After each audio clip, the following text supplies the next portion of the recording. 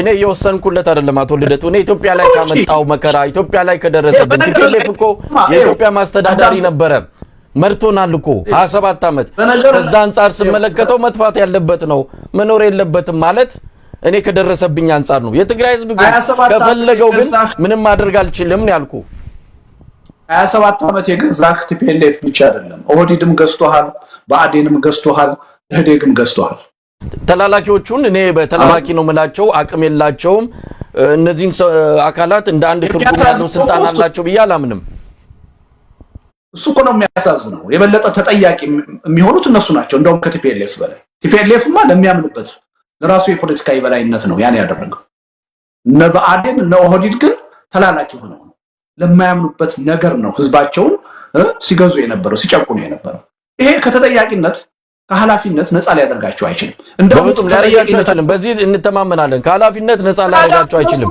ግን ፈላጭ ቆራጭ የነበረው ህወሓት ነው ስለዚህ እነሱን አቅፈህ ይዘህ ቲፒኤልኤፍ ብቻ ከምድረገጽ መጥፋት አለበት የሚል ፖለቲካ ማራመድ የት ያደርሳል ዘረኝነት እኮ ነው የሚሆነው ሆ ብሎ ወጥቶ በአዴንን ደግፎ ኦህዴድን ደግፎ እነሱን እንደ ሙሴ እንዳሻጋሪ እየቆጠሩ ቲፒኤልኤፍ ከምድረገጽ ይጥፋ ማለት የት ያደርሳል በወቅቱ ኦህዴድንና በአዴንን አይደለም የኢትዮጵያ ህዝብ የደገፈው አንድ የለውጥ አስተሳሰብ ነበረ ኢትዮጵያ የሚል መሪ መጣ እንጂ ማንንም እስከማስተዋውሰው እኔም አንተም ነበርን በወቅቱ ኦህዴድን ደግፎ በአዴንን ደግፎ አይደለም ሰው ለውጥ በዛን ወቅት ብሎ የወጣው ለውጥ የሚባል ቲፒኤልኤፍ ይዞ የመጣው መንግስት ሲፈርስ ለዛ ደስታውን ለመግለጽ መጣ እንጂ ኦህዴድን ዳግም ጥሩ ነው ብሎ በአዴንን ጥሩ ነው ብሎ የኢትዮጵያ ህዝብ ድጋፍ ወጣ ብለን ልንገልጸው ምንችለው አይመስለኝም በዚህ ወቅት ላይ ኦሮ አማራ የሚባል ጥምረት ተፈጥሮ ህዝቡ እሱን ደግፎ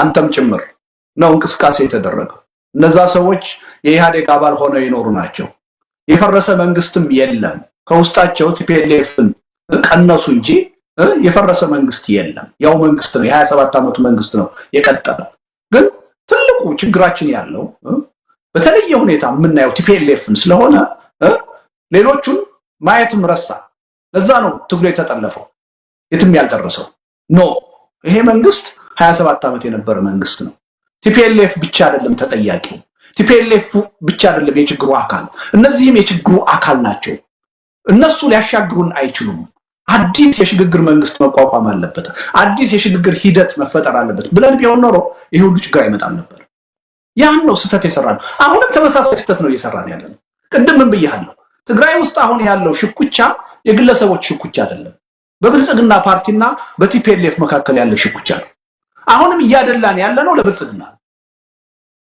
ነው አውቀንም ይሁን ሳናውቅ እያደላን ያለነው ለብልጽግና ለምን ቲፒኤልኤፍ በዚህ ሂደት መጥፋት አለበት ይያለ ይሄን ስንል ያራምርን ያለነው የብልጽግናን አጀንዳ ነው ይሄን መረዳት አለብን በስልጣን ላይ ያለውና እየገዛን ያለው አሁን ቲፒኤልኤፍ አይደለም ብልጽግና ነው እኛም በዚህ ሽኩቻ እያደላን ያለነው ለማን ነው ለብልጽግና ነው ይሄ ትክክል አይደለም ዞሮ ንግግር ብለኛል ቀደም መፍትሄው እሱ ነው ቲፒኤልኤፍን ለማጥፋት መጣር አይደለም ስለዚህ ወደ ቀልባቸው መለስ ብለው እነ ዶክተር አብይ ከቲፒኤልኤፍ ጋር ቲፒኤልኤፍን ማጥፋት አንችልም አይገባም ስለዚህ ከሱም ጋር ቢሆን ተነጋግረን ችግራችን መፍታት አለብን ብለው ካመኑ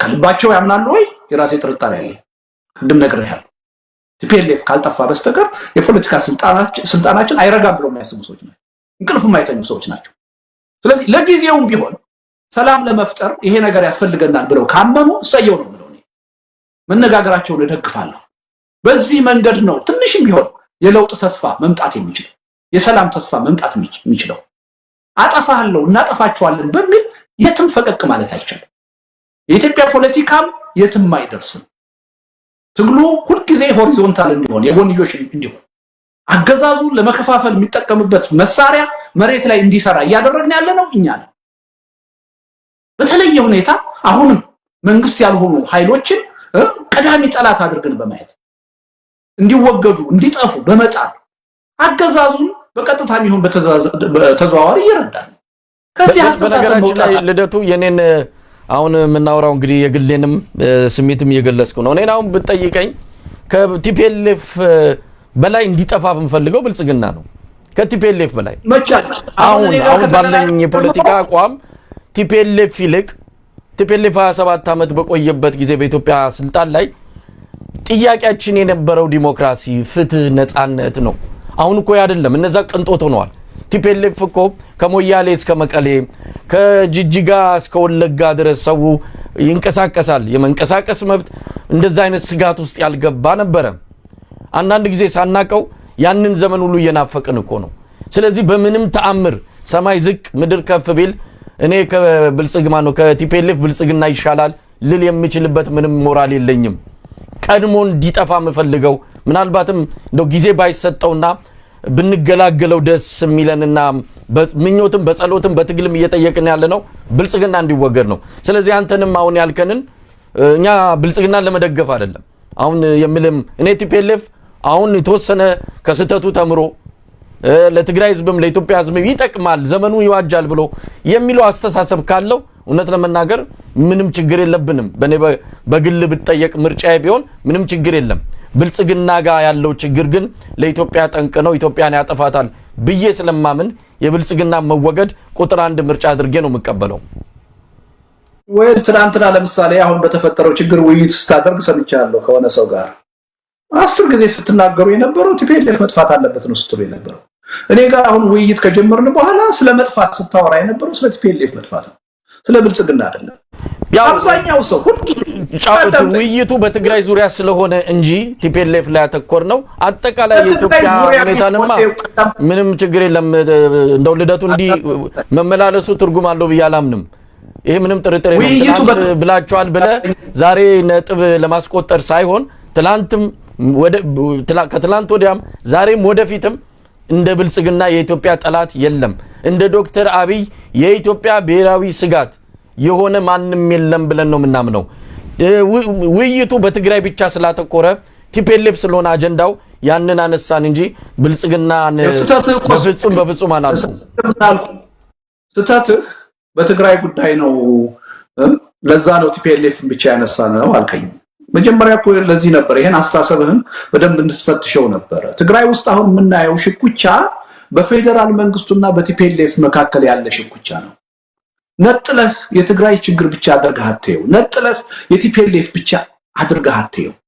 ይሄን ቅራኔ ካልተረዳኸው አስቸጋሪ ነገር ነው። ስለዚህ ስለ ትግራይ ጉዳይ ስታወራ የብልጽግናን ጉዳይ ወደ ጎን ልታረገው አትችልም። የችግሩ አካል ነው፣ አብረህ ነው ልታይ የሚገባው። በነገር ላይ ስለ መጥፋት ሳወራ እኔ ብልጽግና ፓርቲ መጥፋት አለበት ብዬ አላምንም። የሚደግፈው የህብረተሰብ ክፍል አለ ብዬ ነው ማምነው። በአምባገነንነት ስልጣን ይዞ መቀጠል አለበት ብዬ አላምንም። በጉልበት ነው እየቀጠለ ያለው። ወደ ድርድር ወደ ውይይት ፖለቲካ መምጣት አለበት ብዬ ነው ማምነው። ነገ ከነገ ወዲያ አዲስ የሽግግር ሂደት ኢትዮጵያ ውስጥ ራሱ ቢጀመር ብልጽግና መጥፋት አለበት ብዬ አላምንም። እንደ አንድ ተደራዳሪ አካል የሽግግሩ አካል መሆን አለበት ብዬ ነው ማምነው። በዓለም ታሪክ ላይ እኮ የሚጠፉ ፓርቲዎች የግድ አንድ ፓርቲ ስለተመሰረተ ወንጀለኛም ሆኖ ይቀጥል ማለት አይደለም። ወንጀለኛ ከሆነ ህዝብ ላይ መከራ ካመጣ ፓርቲው ሊታገድ የሚችልበት ልክ እንደነ ናዚ ፓርቲዎች ሊሰረዝ የሚችልበት ሊታገድ ቲፒኤልኤፍን ከፖለቲካ ፓርቲነት ምርጫ ቦርድ እኮ ሰርዞት ነበር። አንድ ፓርቲ የግድ ስለተፈጠረ ሁሌ መኖር አለበት የሚል አስተሳሰብ ትክክለኛ ጤናማ ነው ብዬ አላምንም። ችግር ከሆነ በወንጀል ተጠይቀው ሊፈርስ ከቻለ መፍረስ አለበት ምናልባት። ምክንያቱም ብልጽግና ህዝብ መርጦ አይደለም ያመጣው። ብልጽግናን ህዝብ ፈልጎት አይደለም ፓርቲውን ያደራጀው። እነዚሁ ግለሰቦች ናቸው። አብይ አህመድ ነው ይህንን ፓርቲ የመሰረተው፣ የአብይ አህመድ ውጤት ነው። ስለዚህ ከህዝብ ጋር ማስተሳሰርም ተገቢ ነው ብዬ አላምንም። ትልቁ ችግር እኮ ይሄ ነው። ብልጽግናም የራሱ ማህበራዊ መሰረት አለው። የተወሰነ ማህበራዊ መሰረት ስላለው ነው ሰርቫይቭ ያደረገው። አንሳሳት። አሁን ሁልጊዜ ለተቀናቃኛችን የምንሰጠው ግምት በጣም ያነሰ ነው። ለራሳችን የምንሰጠው ግምት በጣም የተጋነነ ነው። ስተት ውስጥ የሚከተል እሱ ነው። ስለ ብልጽግናም ሳወራለ የተጠያቂነት ጉዳይ አዎ፣ ነገ ከነገ ወዲያ ሁሉን አቀፍ የሆነ አዲስ የሽግግር ሂደት ቢፈጠር እንደ ፓርቲ፣ እንደ ባለስልጣን፣ እንደ ድርጅት መጠየቅ ያለበት መጠየቅ አለበት። ያ ሂደት ነው ማን ነው መሰረዝ ያለበት ማን ነው መሰረዝ የሌለበት የሚለውን የሚወስነው። እኔ እናንተ አይደለንም አሁን የምንወስነው። ለዛ ሂደት እንተው ያን ጉዳይ ማን ነው መሰረዝ ያለበት ማን ነው መሰረዝ የሌለበት የሚለው አስቀድመን ግን እኛ ፍርዱን እንሰጣለን። እኛ የሞራል የበላይነት ወስደን ከሌ መጥፋት አለበት ከሌ መኖር አለበት እንላለን። ከሱ አይነት ፖለቲካ እንውጣ ነው እያልኩ ያለሁት እኔ እንጂ አንድ የሽግግር ጊዜ ፍትህ ሲመጣ ነገሮች በአግባቡ ተጣርተው መጠየቅ ያለበት ግለሰብ ቢሆን ድርጅት መጠየቅ አለበት። መሰረዝ ያለበት መሰረዝ አለበት። ያለ ሂደቱን እንተው። ሂደቱን ግን አስቀድመን እኛ አንወስን። ያ መብት የለንም ይመወስን። ይሄን ነው መረዳት ያለብን። አሁንም ቢሆን እያልኩ ያለሁት ምንድነው የትግራይን ጉዳይ ነጥለህ የትግራይ ጉዳይ የህወሓት ጉዳይ ብቻ አድርገህ አትየው። የሁለት ኃይሎች ፍልሚያ ነው። ስለዚህ በዛ ጉዳይ ላይ ሐሳብ ስንሰጥ በዚህ ፍልሚያ ሊፈጠር የሚችለውን የኃይል አስተላለፍ ለውጥ ግምት ውስጥ ማስገባት አለብን። ትልቁ ችግር በቃ ስለ ትግራይ ሲነሳ የቲፒኤልኤፍ መጥፋት ነው መፍትሄ አድርገን የምናየው። ስህተት ነው እሱ። ስለፈለግን ደግሞ አይጠፋም። በእኛ ፍላጎት ቢሆን ኖሮ ከብዙ ዓመት በፊት ይጠፋ ነበር። እኔ 27 ዓመት ሙሉ የታገልኩት ቲፒኤልኤፍን ነው። በእርግጥ እንዲጠፋ አይደለም፣ ዴሞክራት እንዲሆን የኢትዮጵያን ህዝብ ከመጨቆን በአምባገነንነት ከመግዛት ራሱን እንዲያቀብ ነው፣ በምርጫ እንዲዳኝ ነው እንጂ እንዲጠፋ አይደለም የታገልኩት። ግን ይሄው ቅድም ያልከው ቲፒኤልኤፍ ራሱ ሪፍሌክት አድርጎ ያለፈ ድክመቱን ችግሩን እኔ እናንተ ወደምንፈልገው ወደ ተስተካከለ አቅጣጫ እንዲመጣም ከፈለግን የኛ አፕሮች መቀየር አለበት። በጠላትነት ፈርጀን መጥፋት አለብህ እያልነው ስለኛ ጥሩ ነገር እንዲያስብ መጠበቅ የለብንም። ወደ ጥሩ አቅጣጫ እንዲመጣ መጠበቅ የለብንም። ትራፊኩ ቱዌይ ነው። እኛ ጥሩ ስንሆን እኛ ጥሩ ስናስብ ነው ሌሎችም ወደዛ አቅጣጫ የሚመጡት። እኛ በጠላትነት ካየናቸው ሁልጊዜ ሐሳብ የምንሰጠው የምንረባረበው እንዲጠፉ ከሆነ እነሱም የኛን ጥፋት ነው እንጂ የሚፈልጉት ቀና ነገር ሊያስቡ አይችሉም። ይሄን በደንብ መገንዘብ ያስፈልጋል። የኢትዮጵያን ፖለቲካ በዚህ መልኩ ሰፋ አድርገን ማናየው ከሆነ ከዚህ አዙሪት ልንወጣ አንችልም። በዚህ መልኩ እንየው ነው እያልኩ ያለሁት። አሁንም ቢሆን በኢትዮጵያ ፖለቲካ ኦነግንም ሆነ ቲፒኤልኤፍ እንደ ብቸኛ የሀገሪቱ ችግሮች ቆጥሮ እነሱ ካልተወገዱ በስተቀር እነሱ ካልጠፉ በስተቀር የኢትዮጵያ ችግር አይፈታም የሚለው አስተሳሰብ እጅግ አደገኛ አስተሳሰብ ነው። ችግራችንን የበለጠ የሚያወሳስብና የሚያባብስ አስተሳሰብ ነው። እነዚህ ኃይሎች ወደርንም ጠላንም የራሳቸው ማህበራዊ መሰረት እስካላቸው ድረስ ያ ማህበራዊ መሰረት ደግሞ የኢትዮጵያ ህዝብ አካል እስከሆነ ድረስ በኢትዮጵያ ፖለቲካ የሚስተናገዱበትን መንገድ መዝጋት የለብንም። በቃ ቲፒኤልኤፍ የትግራይ ህዝብ ከፈለገው አንድ የፖለቲካ ድርጅት ሆኖ ፓርላማ ላይ ውክልና ይኖረው። እኔን ያላግባብ እስካልገዛይ ድረስ በእኔ ላይ አስተሳሰቡን እስካልጫነ ድረስ የትግራይ ህዝብ ከመረጠው ኢቭን ፋሺስታዊ የሆነ አመለካከት ይኖረው። የኔ ችግር አይደለም። እንደዚህ አይነት ቀና የሆነ ሆደ ሰፊ የሆነ ለሁላችንም የጋራ ጥቅም አስፈላጊ የሆነ አመለካከት ስናራምድ ቢሊሚ የቲፒኤልኤፍ አይነት አመለካከት ያለው ፓርቲ ኢቭን በትግራይ ህዝብ የማጆሪቲ ፓርቲ ሆኖ የሚቀጥልበት እድል የለም። ይሄን አመለካከታችን ካልቀየርን ግን የትግራይ ህዝብ ወደደም ጠላም ቲፒኤልኤፍን እየደገፈ ይቀጥላል። ማጆሪቲ በተግባርም እየታየ በጣም ጥሩ ዳቶ ልደቱ ምናልባት በድሮን የተጨፈጨፉ በድሮን እያለቁ ያሉ በከባድ መሳሪያዎች ህይወታቸውን እያጡ ያሉ ህፃናት በነሱ ቤተሰብ ጫማ ውስጥ ሆነን እንዴት እናያለን የሚለውንም ፍርዱን ለነሱ እንተው። እንግዲህ እነዚህን ፓርቲዎች እነዚህን አገዢዎች ከምንም ተነስተን አይደለም በዚህ ደረጃ እየገለጽናቸው ያለው። ኢትዮጵያ ላይ ያመጡት መከራ ቀላል የሚባል አይደለም። ዛሬ ኢትዮጵያ የደረሰችበትን እንዲህ አይነት መቀመቅ ያመጡ ፓርቲዎች ናቸው። እንዳልከው የሚደግፋቸው ማህበራዊ መሰረት ያለው ህዝብ መሰረት እሱን ነገ ከነገ ወዲያ ሰላማዊ ነገር ሲኖር የምንነጋገርበት የምንፋጭ። አሁን ግን ለጊዜ ያለው አማራጭ የሉና ትግል ውስጥ የገባ ማህበረሰብ ድምዳሜ ላይ ቢደርስ ልንፈርድበት አይገባም። እነዚህ ፓርቲዎች ይጥፉ ብሎ አቋም ቢይዝ ልንፈርድባቸው አይገባም። እየሞተባቸው ነው፣ እያለቁ ነው እና ከዛ አንፃርም ቢታይ ነው። ለማንኛውም ግን መውጫው ምንድነው? አሁን የትግራይ ወቅታዊ የፖለቲካ ውዝግብ መውጫው ምንድነው? አሁን ምን ቢሆን ነው ይሄ ችግር የሚረግበው? ምን ቢሆን ነው ጦርነት ዳግም ላይ ከሰት የሚችለው? የትግራዩን ነጥለህ ነው ወይስ የኢትዮጵያን ነው የምትጠይቀኝ? እንግዲህ አሁን ውዝግቡ በአጠቃላይ አሁን ባለው ሁኔታ ነው። ፊት ለፊት ያሉት ተፋጠው ያሉ ኃይሎች አሉ። አጠቃላይ ኢትዮጵያ ሁሉም የየራሱን አጥር ሰርቶ ነው እየታገለም ያለው ምንም ያለው በየራሱ አጥር ውስጥ ነው። አንዳንድ ጊዜ መፍትሄም በጋራ ለማምጣት የሚያስችል መድረክ እስካሁን አልተመቻቸልንም። ስለዚህ መፍትሄም ስንፈልግ በያለንበት አጥር ውስጥ ሆነን ነው። ወል ወደ መልሱ ከመሄደ በፊት ያቀረብከው ነገር አለ። ህዝቡ እንደዚህ ብሎ ቢያስብ ያልከው ነገር አለ። አዎ ላይፈረድ ይችላል። ምክንያቱም ከፍተኛ የሆነ በደል እየደረሰበት ህልውናው ጥያቄ ውስጥ የገባ የህብረተሰብ ክፍል ዜጋ ብዙ አይነት አመለካከት ሊያራምድ ይችላል። እሱ አንደርስታንድ መደረግ አለበት። እኔ ራሴን እንደ ፖለቲካ መሪ ነው የምቆጥረው። የፖለቲካ ኤሊት አካል ነኝ። ስለዚህ የአመራርነት ሚና ከኔ ይጠበቃል። በስሜት አይደለም እኔ የምናገረው። ሰፋ አድርጌ ለሀገሩ ዘለቄታዊ መፍትሄ ሊያመጣ የሚችል ሐሳብ ነው የማመጣው። ያ ሐሳብ ከእያንዳንዱ ዜጋ ወይም ህብረተሰብ አመለካከት ጋር ለጊዜው ላይሄድ ይችላል። የመሪነት ሚና ማለት እንደሱ ነው። ከህብረተሰቡ ላቅ ብለህ ቀደም ብለህ ማሰብ መቻል ነው መሪነት። በዛ ደረጃ ማየት አለብን እንጂ ህብረተሰቡ እንዲህ ያለ አመለካከት አለውና ያን አመለካከት እኛ ማራመድ አለብን ካል ሚናችን የመሪነት አይደለም ማለት ነው፣ የተመሪነት ነው። እኔ በህብረተሰብ አመለካከት አይደለም የምመራው። እዚህ ትግል ውስጥ ያለሁት እንደውም ህብረተሰብን ለመምራት በመፈለግ በእኔ አመለካከት መምራት አለብኝ ብዬ ስለማምን፣ ስለዚህ በህብረተሰብ አመለካከት አይደለም የምመራው። ቤትም ዓለም ለውጥ ሲመጣ ህዝብ ነው የሚያመጣው። ህዝብ ግን ለውጥ የሚያመጣው በመሪዎች ተመርቶ ነው። ያለ መሪ ለውጥ ሊመጣ አይችልም። የመሪ ሚና ቁልፍ ነው፣ ወሳኝ ነው። ይሄን መገንዘብ ያስፈልጋል። ችግሩ መሰረታዊ ችግሩ በምንድን ነው የሚፈታው ያልከው ቅድም ስለ የነበረው ነው የምደግመው። ኢትዮጵያውያን አንዳችን ሌላችንን በማሸነፍ አንዳችን ሌላችንን በማጥፋት በማስወገድ የምናመጣው ዘላቂ መፍትሄ የለም። ይሄን መረዳት ነው ቁልፉ የመፍትሄ አቅጣጫ። ሁላችንም ይሄን ተረድተን ይሄን ችግራችንን በውይይት በድርድር በሰጥቶ መቀበል መፍታት መቻል አለብን። በህዝብ ውሳኔ በምርጫ ሂደት ለመፍታት መዘጋጀት አለብን። እኔ ነከሌን አጥፍቼ ከፖለቲካ መድረኩ አስወግጄ አሸናፊ ሆኜ የምፈልገውን ነገር አደርጋለሁ የሚለው ነገር እስካሁንም አልሰራም፣ ወደፊትም አይሰራም። ከዚህ ከወጣን ችግራችን በጣም ቀላል፣ በቃ አንሸናነፍ። ለጊዜው አንዳችን ሌላችንን ልናሸንፍ እንችላለን፣ በዘላቂነት ግን አሸንፈን ልንቀጥል አንችልም።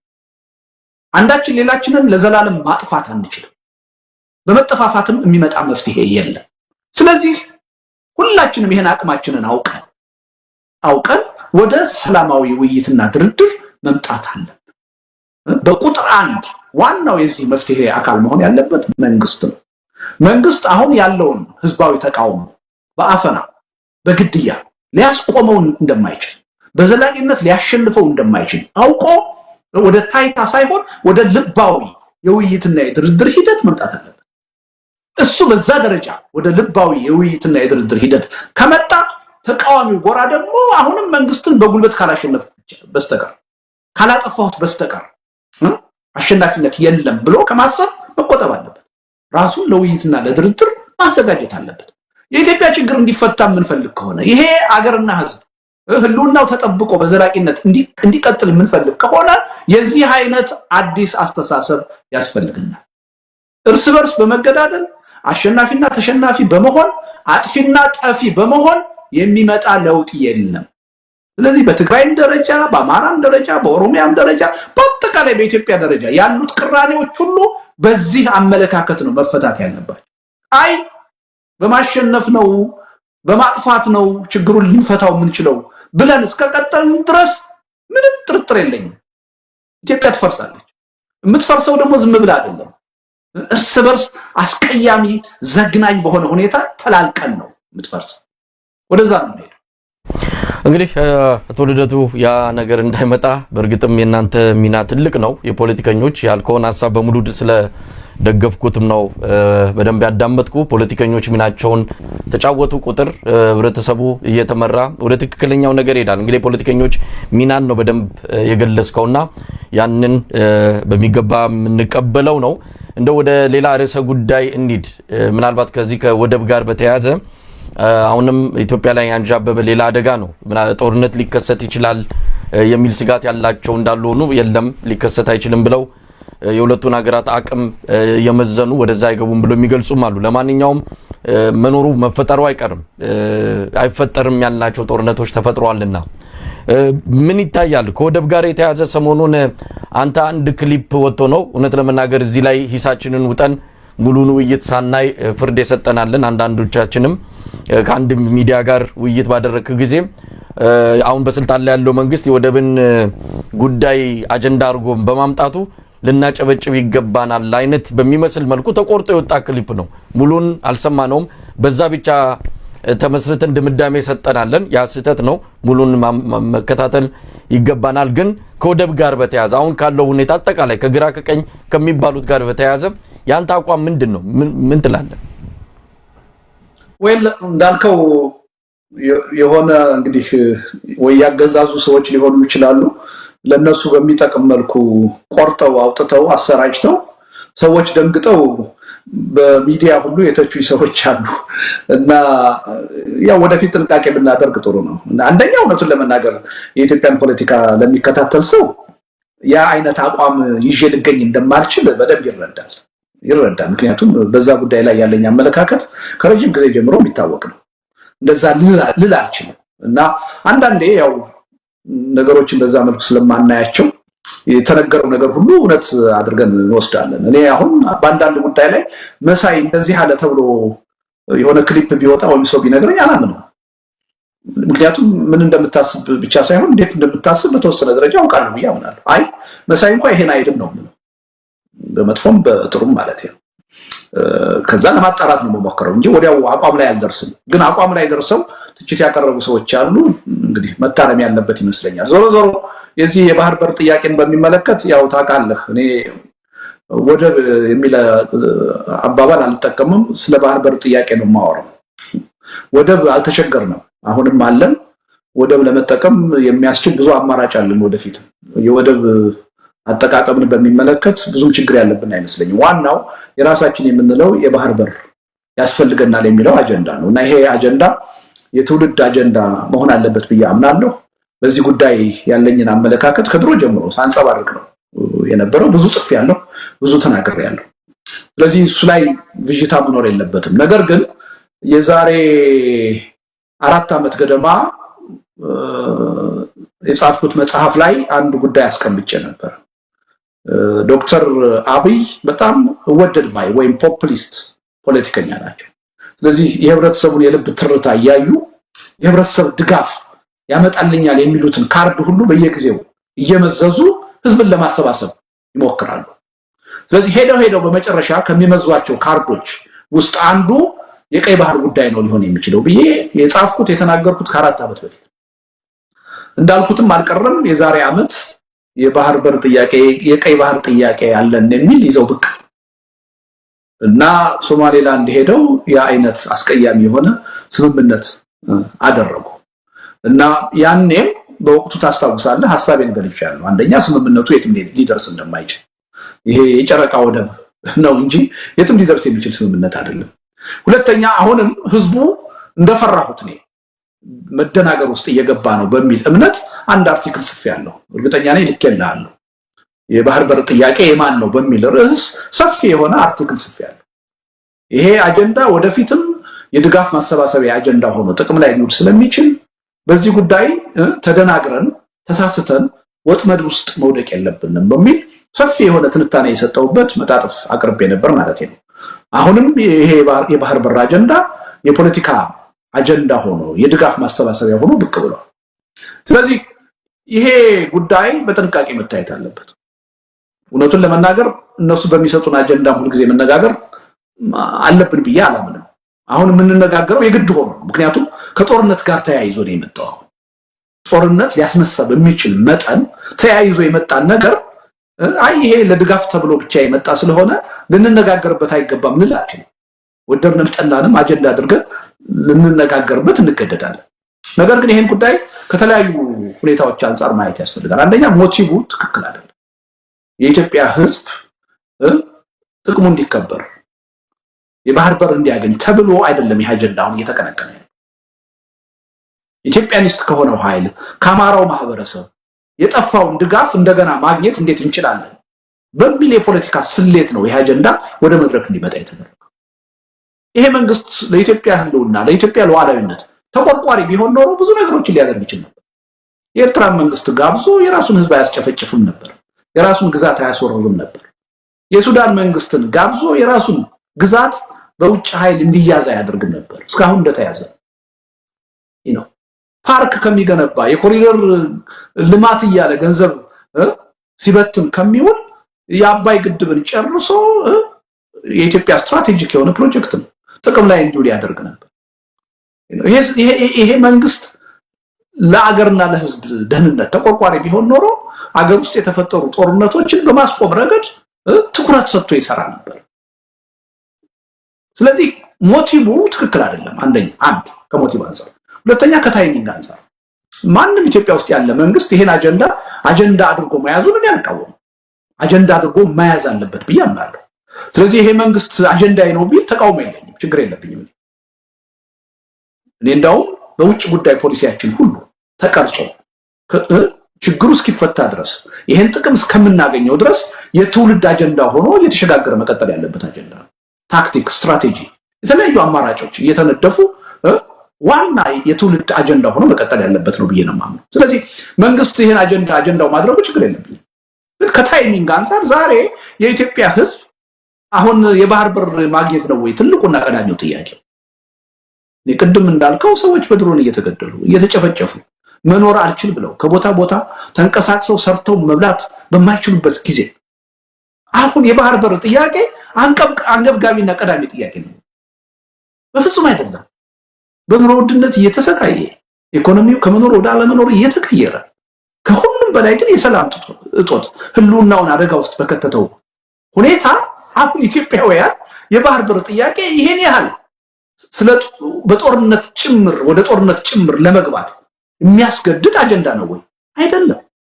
ስለዚህ ከታይሚንግ አንፃር በጣም ሮንግ ነው፣ ስህተት ነው። ሶስተኛ ከተፈጻሚነት አንፃር እንየው። በምንም ተአምር በወረራ የባህር በር አሁን አምጥቶ ኢትዮጵያ እንድትጠቀም ማድረግ አይቻልም። አሁን የባህር በር እየተባለ ያለው በሌላ አይደለም፣ በሱዳን አይደለም፣ በኬንያ አይደለም፣ በሶማሊያ አይደለም። ቀይ ባህር ነው እየተባለ ያለው፣ በኤርትራ በኩል ነው። አሰብ እየተባለ እየተጠቀሰ ነው። አሰብን በኃይል ወረህ በዘላቂነት ኢትዮጵያ የምትጠቀምበት የባህር በር ማስገኘት አይቻልም። እንደው በሆነ ተአምር በሂውማን ዌቭ ወይም ደግሞ በቴክኖሎጂ ጦርነቱን በልጠህ አሰብን ለተወሰነ ጊዜ እንኳን መቆጣጠር ብትችል በዘላቂነት ልትጠቀምበት አትችልም። ያልተቋረጠ ጦርነት ውስጥ ነው የምትገባው። ስለዚህ ከተፈጻሚነትም አንፃር ወደ ተግባር ሊቀየር የሚችል ጉዳይ አይደለም። እንዳው ፍርሃቴ ምን መሰለህ መሳይ፣ ይሄ መንግስት በዚህ ወቅት ይሄን የባህር በር ጥያቄ ያላግባብ ለፖለቲካ ጥቅም ብሎ ማንሳቱና ማቀንቀኑ እና ከጦርነት ጉዳይ ጋር እንዲያያዝ ማድረጉ ወደፊት የባህር በር የማግኘት እድላችንን የበለጠ ያጠበዋል፣ የበለጠ ሩቅ ያደርገዋል፣ እያበላሸው ነው። ከሚያነሳው እንደውም ባያነሳው ይሻል ነበር። በእውነት በጣም እያበለሻሸው ነው። አሁን ጎረቤቶቻችን ሁሉ ጊዜ በስጋት እንዲያዩ እነዚህ ይሄ ህዝብ ነገ ከነገ ወዲያ ለባህር በር ብሎ ይወረናል ብሎ እንዲሰጋ ከኛ ጥቅም በተጻራሪ እንዲቆም እያደረገ ነው ይሄ መንግስት። ስለዚህ ከታይሚንግ አንፃር ከተፈጻሚነትም አንፃር እጅግ ስህተት ነው። ከህግ አንፃር ካየነው ዓለም አቀፍ ህግን የሚጥስ ነው። የአፍሪካ አንድነት ቻርተርን ይጥሳል። የተባበሩት መንግስታት ቻርተርን ይጥሳል። አንድን በዓለም ደረጃ እውቅና ያለው ሉዓላዊ አገር ወረህ ከያዝክ ወራሪ ነው የምትሆነው። በወራሪነት ከተፈረጅክ ደግሞ የኢኮኖሚ እቀባ ይጣልብሃል፣ የጦር መሳሪያ እቀባ ይጣልብሃል፣ ትወገዛለህ። ኢትዮጵያ እንዲህ አይነቱን እቀባ፣ እንዲህ አይነቱን ውግዘት፣ እንዲህ አይነቱን ተጽዕኖ አሁን መቋቋም ትችላለች? አትችልም። ከህግም አንፃር በወራሪነት ያስፈርጀናል። በወራሪነት ከተፈረጅን ደግሞ የኢትዮጵያ ታሪካዊ ጠላት ናቸው የምንላቸው ኃይሎች ሁሉ ተባብረው ከኛ በተጻራሪ እንዲቆሙ እኛን የበለጠ እንዲያጠቁና እንዲያዳክሙ እድል እንፈጥርላቸው። ከዚህም አንፃር አያስኬድም። አምስተኛ ከታሪክ አንፃር ኢትዮጵያውያን በጣም የምንመጻደቀውና የምንኩራራው ኢትዮጵያ የራሷንም አትሰጥም የሰውም አትፈልግም እያልን ነው አይደለ? አሁን ኤርትሪያ የሚባል ሉዓላዊ ግዛት ዓለም የሚያውቀው ሄደን ከወረር በኢትዮጵያ ታሪክ የመጀመሪያው የወረራ ድርጊት ነው የሚሆነው። ኢትዮጵያ ሌላን ሉዓላዊ ግዛት ሄዳ የወረረችው የመጀመሪያ ታሪክ ነው። በየትኛውም ታሪካችን ተፈጽሞ አያውቅም። እኛ ተወረር ራሳችን ተከላክለን እናውቃለን እንጂ የሌሎች አገሮችን የሌሎች ህዝቦችን ግዛት ሄደን ወረን ይዘን አናውቅም። ስለዚህ ከሁሉም አንፃር ብናየው ይሄ ጉዳይ የሚያስኬድ አይደለም። ስለዚህ አሁንም ያኔ ሶማሌላንድ ሄዶ ያን ሜሞራንደም ሲፈራረም ያልኩት ነገር ነበር። ሾከክ ብሎ መውጣት ነው ከዚህ ሂደት፣ እርግፍ አድርጎ መተው ነው ነበር ያልኩት። ይሄው ከዓመት በላይ ሆነው ትቶታል። አሁን አንካራ ሄዶ ባደረገው ስምምነት ያው ያ ከጥቅም ውጭ ሆኗል። አሁንም ቢሆን ይሄ የማያዋጣ አጀንዳ መሆኑን አውቆ ሾከክ ብሎ መውጣት አለበት ኢትዮጵያ። ውሾን ያነሳ ውሾ ብሎ እነዚህ አፈቀላጤዎቹ በቃ ይሄን አጀንዳ አታንሱ፣ ከዚህ በኋላ የባህር በር በኃይል እናመጣለን ምናምን የምትሉት ነገር አቁሙ ብሎ መመሪያ ሰጥቶ ከዚህ አጀንዳ ውጭ ይሆናል። አለበለዚያ እጅግ ከፍተኛ የሆነ ጣጣ ነው የሚያስከትለው። ከፍተኛ የሆነ የፖለቲካ ኃይል አስተላለፍ ለውጥ ያመጣል። ከኢትዮጵያም አልፎ አካባቢውን የሚበክል ትልቅ ቀውስ ያስከትላል። እውነቱን ለመናገር ልብ ካለው ይሄ መንግስት ለሀገሪቱና ለህዝቡ ብቻ ሳይሆን ለራሱ የፖለቲካ ስልጣን አይጠቅመውም። እውነቱን ለመናገር አይጠቅመውም። ግን ችግሩን የምናየው እኛ ወይም ጉዳዩን የምናየው በስልጣን ላይ ካለው የፖለቲካ ኃይል ጋር ብቻ አይደለም።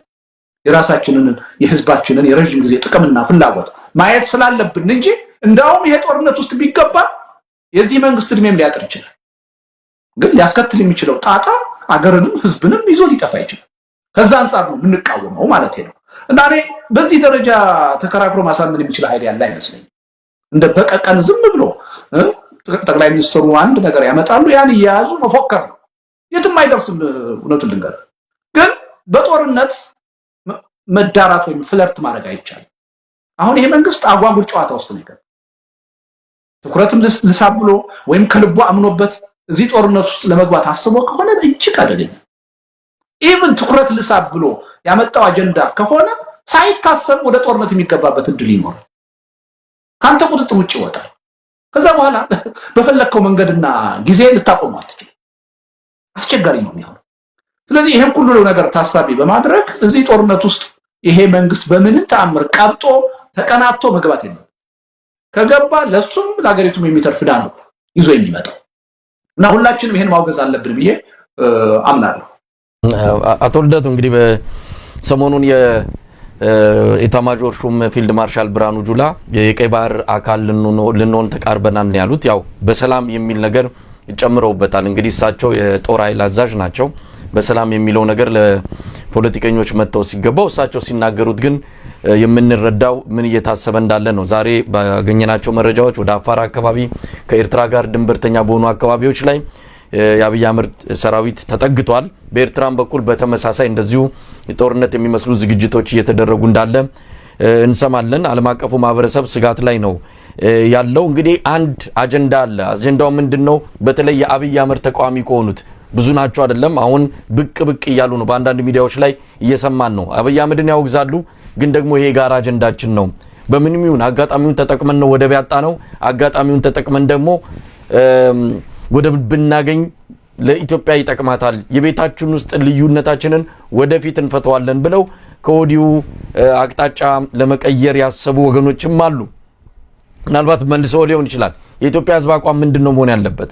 እንግዲህ ብዙ አካላት በጉዳዩ ላይ የተነጋገሩ ነው። ከወዲሁ ይሄን አጀንዳ የሚቃወምን ባንዳ የሚል ታርጋ ሊለጠፍለት ተዘጋጅተዋል። የብሔራዊ ቴሌቪዥኖች፣ የተለያዩ የመንግስት የሚቆጣጠራቸው መገናኛ ብዙሃንም ከታሪክ ከህግ አንጻር እንዴት አሰብ የኢትዮጵያ እንደሆነች እንዴት አንዳንድ ቦታዎች የኢትዮጵያ እንደሆኑ እየተነተኑ ይገኛሉ። ያለ ምክንያት አይደለም እነዚህ ፕሮግራሞች እየተሰሩ ያሉት። ስለዚህ ነገሩ እየገፋ እየመጣ ነው። የምርም ሊያደርገው ይችላል አብይ አህመድ ነው።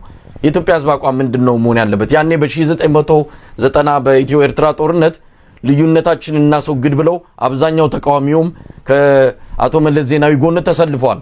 ያ አይነት ነገር ሊደገም ይችላል። አሁንም ከአብይ ጎን ኢትዮጵያውያን እንዲሰለፉ ከወዲሁ የተለያዩ እንቅስቃሴዎች እየታዩ ነውና ምንድነው ማድረግ ያለብን? ይህን ጦርነት ማስቀረት የምንችለው እንዴት ነው? እንደ አንድ ህዝብ እንደ አንድ ኢትዮጵያውያን ማለት ነው። አሁን ያነሳው የኢትዮ ኤርትራ ጦርነት በባድመ ጊዜ ማለት ነው። ያ የተለየ ሁኔታ ነው። አንደኛ የኢትዮጵያ ህዝብ እንዳሁኑ በእርስ በርስ ጦርነት ውስጥ አይደለም ያኔ የነበረው። የክፍፍሉ ደረጃም አሁን የደረስንበት ደረጃ ላይ አልደረሰም ነበር እና ብሔራዊ ሀገራዊ ስሜትም እንዳሁኑ ተሟጦ ያለቀበት ሁኔታ አይደለም የነበረው። በተወሰነ ደረጃ ሾው ነበር። ስለዚህ እንደዛ አይነት መነሳሳት በህዝብ ውስጥ ቢታይ ያን ያህል የሚያስደንቅ አይደለም። ያኔ ነባራዊ ሁኔታ ነበር ማለት ይቻላል። ሁለተኛ ኢትዮጵያ ተወራሪ ነው የነበረችው። ያኔ የኢትዮጵያ መንግስት ሄዶ የኤርትራ መንግስት ወሮ አይደለም፣ ሻዕቢያ በእብሪት ወረራ በመፈጸሙ ነው። እና ወረራ አንድ ሀገርና ህዝብ ሲፈጸምበት የግድ ነው ሆ ብሎ ይነሳል። አሁን ወረራ ተፈጽሞብን እኮ አይደለም አንደኛ ሁለተኛ ራሳችን ይሄ መንግስት በስልጣን ላይ ያለው መንግስት ህይወታችንን ከመኖር ወደ አለመኖር እየቀየረው ነው በየጊዜው እየጨፈጨፈ ህይወታችንን ምስቅልቅል አድርጎታል እና አሁን በዚህ ሁኔታ ባለፉት ሂደቶች እንደታየው የኢትዮጵያ ህዝብ እንዲህ አይነት አጀንዳ ስለተነሳ ሆብሎ ወጥቶ መንግስትን ይደግፋል የሚለው ነገር የተሳሳተ ሂሳብ ነው የሚሆነው የተወሰነ ህብረተሰብ ክፍል ሊደናገር ይችላል ሊደግፍ ይችላል ውጤት ሊያመጣ የሚችል ተጽዕኖ ሊፈጥር የሚችል ግን አይመስለኝም በዛ ደረጃ ስለዚህ ይሄ ጦርነት ከተነሳ ሪሊ የኢትዮጵያ ህዝብ አቋም ምንድነው መሆን ያለበት የሚለው ይሄ ጦርነት የኔ ጦርነት አይደለም ይሄ አገዛዙ በተለይ ዶክተር አብይ የፖለቲካ ስልጣናቸውን ለማጽናት ነው በግልብ አስተሳሰብ ይሄን አጀንዳ አሳክቼ የኢትዮጵያ ህዝብ ሺህ ዓመት ንገስ ብሎ ስልጣኔን ዘላለማዊ ያደርገዋል ብለው ያመጡት አጀንዳ ነው ለዚህ የግለሰብ አጀንዳ መጠቀሚያ ለሆነ አልችልም በዚህ ጦርነት ውስጥ ከገባው የበለጠ ዘላቂ ጥቅሜ ህልውናዬ አደጋ ውስጥ ይገባል ችግር ውስጥ ይገባል ብሎ የዚህ ጦርነት ደጋፊ መሆን የለበት እንደውም በአደባባይ በይፋ ተቃዋሚ ሆኖ ነው አቋም መውሰድ ያለበት አንድ ነው እኔ ችግሩ እሱ አይመስለኝም የፖለቲካ ኃይሎቹ የሚይዙት አቋም ነው ችግሩ ብዙ የፖለቲካ ኃይሎች ኢትዮጵያ ውስጥ አሉ በየታጠቁ ኃይሎች አሉ አሁን ሜጀር የሚባል አሁን የትግራይ ኃይሎች አሉ ፋኖ አለ ኦላ አለ እነዚህ ኃይሎች የሚይዙት አቋም ምንድነው ቅድም እንዳልከው በዚህ አጋጣሚ የባህር በር እናገኛለን ሳይሆን እነዚህ ኃይሎች በዚህ አጋጣሚ መንግስትን መጣል እንችላለን የሚል አስተሳሰብ አላቸው እኔ በዛ ደረጃ እርስ በርስ ሊተባበሩ ይችላሉ ከሻዕቢያ መንግስት ጋር ግን በዚህም ጉዳይ መተባበር አለባቸው ብያለሁ እኔ ስለማላምን ግን እነሱ ሊወስዱ የሚችሉትን አቋም ማስቀየራለሁ ማለት አይደለም ይሄ መንግስት አሁን እንደሚለው ተቀናቶ ወደዚህ ጦርነት ውስጥ የሚገባ ከሆነ እኔ ባልፈልገውም እነዚህ የፖለቲካ ኃይሎች በአንድም በሌላ መልኩ ከሻዕቢያ መንግስት ጋር ሊደራደሩ ሊወያዩና አብረው ሊቆሙ እንደሚችል ተረጥራለሁ ገምታለሁ ያ ወዴት ነው የሚወስደው ምንድነው የሚያመጣው የሚለው ነገር ይሄ መንግስት በስልጣን ላይ ያለው መንግስት ቆም ብሎ ማሰብ መቻል አለበት ይሄ ጦርነት አንድ ጊዜ ከፈነዳ የሚያስከትለው ውጤት እጅግ ከምንገምተው በላይ ዘግናኝ ነው የሚሆነው የሀገሪቱን አጠቃላይ ነባራውን ሁኔታ የሚቀይር ነው አሁን ሰሞኑን ጀነራል ጻድቃን እንዳሉት የሀገሪቱን አጠቃላይ ካርታም የሚቀይር ሊሆን ይችላል ህልውና የሚቀይር ሊሆን ይችላል ከመኖር ወደ አለመኖርም ሊያሸጋግረን ይችላል እና ህዝቡ በስሜት ይሄ የሀገራዊ ፍቅሩ ያለውን የፓትሪዮት ስሜት ተጠቅመው ቀስቅሰው ወደ አልተገባ ጦርነት ለማስገባት ጥረት የሚያደርጉ ኃይሎችን እረፉ ማለት አለበት እዚህ ጦርነት ውስጥ አልገባም የኔ ጦርነት አይደለም አይጠቅመኝም የባህር በር እንዲኖረኝ ይፈልጋለሁ አዎ ያን ግን በሰከነ ሁኔታ በተለያዩ አማራጮች በሂደት ማስጠብቅበትን ትግል አደርጋለሁ የባህር በር ያስፈልገኛል ብዬ እናንተ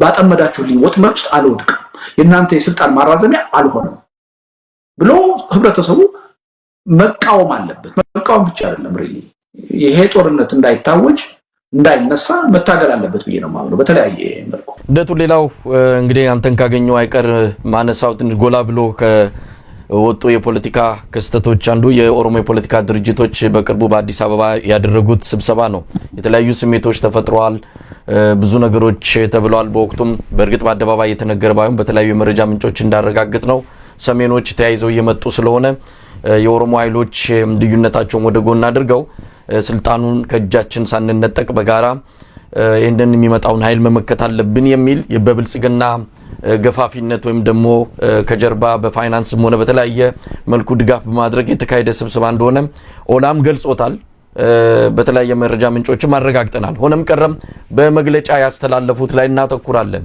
በመግለጫቸው ብዙ ነገር ብለዋል የኢትዮጵያ ፖለቲካ ፓርቲዎችም በአዲስ አበባ የጋራ መግለጫ አውጥተዋል በተለይም ደግሞ የተለያዩ አካባቢዎችን በመጥቀስ የኦሮሚያ ክልል አካል እንደሆኑና እንዲደረጉ የጠየቁበት የሽግግር መንግስት በኦሮሚያ እንዲመሰረት ለዚህም ደግሞ የኦሮሞ ነጻነት ሰራዊት ምንድነው ጥበቃ እንዲያደርገው ሰራዊት አሰማርቶ ማለት ነው እነዚህ ነገሮች የውይይት አጀንዳ ሆነው ተነስተዋል እንዴት አየው ግን ምናልባት የኦሮሞ ፖለቲካ ድርጅቶች በዚህ መልኩ የኦሮሚያን ችግር በመፍታት መረጋጋትን መፍጠር እንችላለን ብለው ነው ኢትዮጵያ እንዲየታመሰች በእነሱ ክልል ብቻ ያንን የሽግግር መንግስት መስርተን ሰላም እናገኛለን ብለው አስበው ከምን የመነጨ ይመስላል? እንዴት አየውስ አጠቃላይ መግለጫቸውን? መሳይ አንድ ሁለት ጊዜ ሌሎች ሚዲያዎች ላይ ተጠይቄ መልስ ለመስጠት ሞክሬያለሁ በዚህ ጉዳይ እና ምንድነው አንደኛ አሁንም የመንግስት ወጥመድ ውስጥ ወድቀዋል። በነገር ላይ ፕሮፌሰር መራራ ይሄን ጉዳይ ለማስተባበልና በጣም ዲፌንሲቭ ሆነው መልስ ለመስጠት ሲሞክሩ አይቻለሁ። ግን አሁን ከሁለት ቀን በፊት አቶ ጀዋር መሐመድ አንድ ሚዲያ ላይ ኢንተርቪው እየሰጠ ነበር እና እዛ ላይ ተጠይቆ ነበር እና የኦፌኮ ምክትል ፕሬዝዳንት አሁንም መሆኑን ገልጾ ጥያቄው የመጣው ከዶክተር አብይ እንደሆነ ተናግሯል። በግፊት ነው ይሄ ስብሰባ የተካሄደው። መደራደር እንፈልጋለን፣ ተሰብሰቡና አጀንዳ ቀርጻችሁ እንወያይ እንደራደር የሚለው ጥያቄ ግፊቱ የመጣው ከመንግስት ነው አንድ እና ጅዋር ጉዳዩ በዝርዝር መግለጽ ባይደፍርም ከዛ በኋላ የፒአር ስተት እንደተሰራ ጥፋት እንደጠፋ ማምኖ የተቀበለበት ሁኔታ አለ።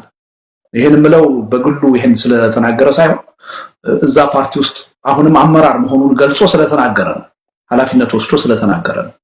ስለዚህ የገዢው ፓርቲ ሴራ ሰለባ ሆነዋል። እነሱ የመሰላቸው በቅንነት መንግስት ለድርድር ለመቀመጥ ፈልጓል። ስለዚህ አጀንዳችንን እንቅረጽ፣ ያን አጀንዳችንን ደግሞ ከረር አድርገን ብናቀርብ ኋላ የምናገኘው ውጤት እኛ የምንፈልገውን ይሆናል የሚል ሂሳብ ውስጥ ገብተዋል እና መንግስት ደግሞ የፈለገው ምንድነው የከረረ አቋም ይዘው ብቅ ሊሉና ራሱን ለዘብተኛ አድርጎ ለማቅረብ ነው የፈለገው። ይሄው እነዚህ አክራሪ ኃይሎች ናቸው እኔ ይሻላችኋለሁ የሚል ፖለቲካ መስራት ነው የፈለገው። ስለዚህ እዛ ወጥመድ ውስጥ ገቡ። በጣም የከረረ አቋም እንዲይዙ ተደረገ። ያን አቋም ይዘው ብቅ አሉ። በአደባባይ እንዲናገሩ ተደረገ። በአደባባይ ከተናገሩ ማግስት ነው የኦሮሚያ ክልል ቃል አቀባይ ወጥቶ ቀባጃሪ ናችሁ ብሎ የተቻለ ቅዠታም ናችሁ እና እንደውም ስለ ህገ መንግስት ስለ ፖለቲካ ምንም ክሉ የላችሁም እኔ ላስተምራችሁ እችላለሁ ብሎ አሾፈባቸው። አሁን እውነቱን ለመናገር ዝም ብሎ ዲፌንሲቭ መሆን አይጠቅም። እነዚህ ሁለት ትልልቅ ድርጅቶች ናቸው። በጣም በሚያሳዝን ሁኔታ አላስፈላጊ የሆነ ወጥመድ ውስጥ ገብተዋል። የተሳሳተ ሂደት ውስጥ ነው የነበሩት። ስለዚህ ይሄን ተሳስተናል፣ መንግስት ነው ያሳሳተን፣ ይሄን ነገር አስቀድመን መንቃት ነበረብን ብለው ማመን ነው የሚሻላቸው። ለምንነገር እነዛ የከረሩ አቋሞችንም ያነሳ ነው ለድርድር የምንቀርብ መስሎን ነው ቢሉ ነው የሚሻለው እንጂ እነዛ የተጠቀሱ አቋሞች በትክክል አምነንባቸው የያዝናቸው የኛ አቋም ናቸው የሚሉ ከሆነ ሁሉም የኢትዮጵያ ህዝብ ሊታገላቸው ነው የሚገባው። ምክንያቱም በጣም በጣም ጭፍን የሆነ አከራሪ የሆነ አገር ሊያፈርስ የሚችል አቋም ነው ይዘው የመጡት። ይሄን ማናችንም ዝም ብለን ልናልፈው የምንችል አይደለም፣ የምንታገለው ነው። ነገር ግን እኔ ከዛ በፊት እነሱ ወደ ልቦናቸው ተመልሰው የሰሩትን ስህተት ቢያምኑ ጥሩ ነው ብዬ ነው። አሳስቶናል ገዢው ፓርቲ ሳናስበው ወጥመድ ላይ ወድቀን የሱ መጠቀሚያ ሆነናል። እንደራደር ሲለን ነው ይሄን አክራሪ የሆነ አቋም ይዘን የቀረብ ነው እንጂ እኛ በዛ ደረጃ እያሰብን አይደለም ቢሉ የተወሰነ ነገር ሊቀርፉ ይችላሉ የሚል እምነት አለኝ እና እኔ በዛ ወጥመድ ውስጥ ገብተው ተሳስተዋል የሚል እምነት ነው ያለኝ። ዞሮ ዞሮ አጣብቂኝ ውስጥ የገቡት እነሱ ናቸው። ከዚህ አጣብቂኝ ውስጥ ደግሞ በአግባቡ መውጣት ያለባቸው እነሱ ናቸው። ይሄ የከረረ አጀንዳ የነሱ አጀንዳ እንዳልሆነ በተሳሳተ መንገድ እንዲይዙት የተደረገ መሆኑን አምነው ለህዝብ መግለጽ አለባቸው ብዬ ነው ማለት። እስካልገለጹ ድረስ አጣብቂኝ ውስጥ ገብተው ነው የሚቀጥሉት። ልደቱ እንግዲህ ያበቃን ነው። ምናልባት እንደው አጠቃላይ በኢትዮጵያ ወቅታዊ ሁኔታ ላይ ያው ኢትዮጵያ ውስጥ ያለውን የኢኮኖሚ ብዙ ነገሮችን የተተረማመሰ ያለበት ወቅት ላይ ነው ያለነው። ዛሬ በወጣ አንድ መረጃ የአብይ አህመድ የሚመካበት የስንዴ ስኬት ብሎ የገለጸው ባዶ መሆኑን አንድ ሪፖርት አመላክቷል። ከፍተኛ የሆነ የሐሰት ቁጥሮች እየወጡ እንደሆነ አረጋግጦ ነው የዘገበው። ዘ ኢኮኖሚስት ነው ይሄንን ዛሬ የዘገበውና ብዙ ነገሮች ከእጁ ያመለጡ ይመስላል። እንደው አጠቃላይ ሁኔታውን ተረድተ የአብይ አህመድ አገዛዝ ያለበትን ቁመና እንዴት ትገልጸዋለህ? እንደው ለኢትዮጵያ ሕዝብ መልእክት ካለ በዚህ አጋጣሚ ድሉን እንሰጣለሁ። እኔ በተደጋጋሚ የምለው አንድ ነገር አለ። እኔ በምን ያህል መጠን ተስፋ ቆርጠናል በዚህ አገዛዝ በተለይም በጠቅላይ ሚኒስትር አብይ አህመድ የሚለውን ጥያቄ ሁሉ ጊዜ መጠየቅ አለብን። አሁን ስለ ኢኮኖሚ ጉዳይ፣ ስለ ማህበራዊ ጉዳዮች፣ ስለ አንዳንድ የፖለቲካ ጉዳዮች እያነሳን የምንነጋገረው ይሄ መንግስት አንድ ነገር ሲያደርግ የሚደንቀን እንዴት እንደዚህ ያደርጋል ብለን የምንጫጫኸው እውነቱን ለመናገር ተስፋ መቁረጥ በሚገባን መጠን ተስፋ ስላልቆረጥን ነው የሚል እምነት አለ። እኔ ይሄ መንግስት በስልጣን ላይ እስካለ ድረስ በተለይም ዶክተር አብይ አህመድ የሚባሉ ሰው በስልጣን ላይ እስካሉ ድረስ ከጊዜ ወደ ጊዜ የሚባባስ እንጂ የሚፈታ ችግር የለም። ከአንድ ቀውስ ወደ ሌላ ቀውስ ነው እየተሸጋገርን የምንሄደው። ይሄው አሁን አገር ውስጥ ያለው ጦርነት ከመኖር ወደ አለመኖር እየቀየረው ነው ህይወታችን። ያ አላንስ ብሎ ያ አላጠግባቸው ብሎ ነው እንደገና ከውጭ ኃይሎች ጋር ከውጭ መንግስታት ጋር እንደገና ሌላ ውጊያ እንዲፈጠር ወይም ለዛ ዝግጅት እያደረጉ ያለው ይሄ አገዛዝ ቀውስ ጠማቂ ነው። ያለ ግጭት ያለ ቀውስ አልኖርም ብሎ የወሰነ ኃይል ነው። ያ አገዛዝ በስልጣን ላይ ባለበት ሁኔታ መቼም ቢሆን ከችግር ልንላቀቅ አንችልም። አለመላቀቅ ብቻ አይደለም፣ ከአንድ ቀውስ ወደ ሌላ ቀውስ እየተሸጋገር ከቀጠልን በኋላ ወቅት ላይ አንድ ቦታ ላይ ነገሮች ከቁጥጥራችን ውጭ ይወጣል። ስቴትለስ የሆነ መንግስት የለሽ ሁኔታ ውስጥ ነው የምንገባው። ስለዚህ እየተጨራረስን ይቺ ሀገር ትፈራርሳለች። ይሄ መንግስት ሄዶ እዛ ነው የሚያደርሰን፣ ወደ ሌላ በጎ አቅጣጫ ሊያስገባን አይችልም። ስለዚህ እዚህም እዛም በሚሰሩ አንዳንድ ጥቃቅን ነገሮች ትኩረት ሰጥተን መነጋገር ብዙ ፋይዳ ያለው አይመስልም። አሁን ይሄ የስንዴ ነገር ምንም የታወቀ እኮ ነው። ይሄ መንግስት 130 ሚሊዮን ህዝብ እንደሚያስተዳድር እስካሁን አላወቀም፣ እስካሁን አልገባውም። ለዛ ነው በኮሪደር ልማት፣ በሎጂ ግንባታ፣ በፓርክ ግንባታ ሲመጻደቅ ትኩረት ሰጥቶ ስለነሱ ሲያወራ የምንሰማው እኮ 80% አርሶ አደር የሆነ 130 ሚሊዮን ህዝብ እንደሚያስተዳድር እስካሁን አላወቀም። የሥራ ድርሻውን አላወቀም። የዚህ ትልቅ ሀገር መንግስት ሆኖ እንደ አንድ ከተማ ከንቲባ ነው የሚያስበው። ከከንቲባ በታች ነው። የኮሪደር ልማት የፓርክ ግንባታ ለአዲስ አበባ ከንቲባም የሚመጥን ስራ አይደለም። በአዲስ አበባ መዘጋጃ ቤት የአንድ ክፍል የአንድ መምሪያ የሥራ ኃላፊነት ነው መሆን ያለበት። ይሄ መንግስት ግን የሀገሪቱ መንግስት ሆኖ በየቀኑ ሲያወራ የሚውለው ስለ አዲስ አበባ ኮሪደር ልማት፣ ስለ ፓርክ ግንባታ ነው። ራቅ ብሎ ሄደ ከተባለ ስለ ሎጂ ግንባታ ነው የሚያወራው። በግል ሀብቶች በቀላሉ ሊሰራ ስለሚችል ኢንቨስትመንት ነው የሚያወራው። እና ይሄ መንግስት በምንም ተአምር ለዚህ አገር ለዚህ ህዝብ የሚመጥን አይደለም ቀርቶ ችግራችንን ሊፈታ አዳዲስ ችግሮችን በየጊዜ እየፈጠረ ነው የሚሄደው። ስለዚህ ይሄ መንግስት በስልጣን ላይ እስካለ ድረስ ከቀውስ ወደ ቀውስ ነው የምንሸጋገረው። የሚፈታ ችግር የለም። ከዚህ ለመውጣት ከፈለግን በአገዛዙ ያለን ተስፋ ሙሉ በሙሉ ሊሟጠጥ ይገባል። ስለዚህ ይሄን መንግስት ታግለን መለወጥ መቻል አለብን በሚለው ላይ መረባረብ አለብን። ስለዚህ በየቀኑ የምናወራው የምንነጋገረው ምን ብንሰራ ነው ምን ብናደርግ ነው ይሄን ለውጥ የምናመጣው በሚለው ላይ ነው ማተኮር ያለበት። እሱ በሚሰጠን አጀንዳ ጊዜያችንን፣ ጉልበታችንን፣ ትኩረታችንን ማጥፋት የለብንም የሚል እምነት አለ። ምን ብናደርግ ነው ይሄን መንግስት ከዚህ ሂደት አቁመን ይሄን አደጋ ልንቀለብስ የምንችለው የሚለው ላይ አተኩረን መነጋገር አለብን። ወደ ራሳችን ወደ ውስጣችን ማየት መቻል አለብን። ይሄም አገዛዝ እጅግ ደካማ ሆኖ እያለ በስልጣን ላይ እስካሁን መቀጠል የቻለው ወደፊትም መቀጠል የሚችለው በእኛ አንድ አለመሆን፣ በእኛ ደካማ መሆን፣ እኛ መስራት የሚገባንን መስራት ባለመቻላችን በሌላ ምክንያት አይደለም። እንደዚህ አይነት ደካማ መንግስት በሌላም ዓለም በኢትዮጵያም ታሪክ ታይቶ አይታወቅም። ግን እኛ የበለጠ ደካሞች ስለሆነ ነው በስልጣን ላይ መቀጠል የቻለው። እኛ መስራት ያለብንን ስራ በተገቢው ጊዜና ሁኔታ መስራት ስላልቻልን ነው። ስለዚህ ፕሊዝ ወደ ውስጣችን እንይ፣ የራሳችን ድክመትና ችግር እንመርምር። እሱን ችግር ፈተን አንድነት ፈጥረን ህብረት ፈጥረን መንቀሳቀስ ከቻል መታገል ከቻል ሪሊ አምባገነን መንግስት የቱንም ያህል እየገዛን ሊቀጥል አይችልም። እኔ መልእክቴ ይሄ ነው። መሳይ ድሉን ስለሰጠ ከልብ ነው የማመሰግነው።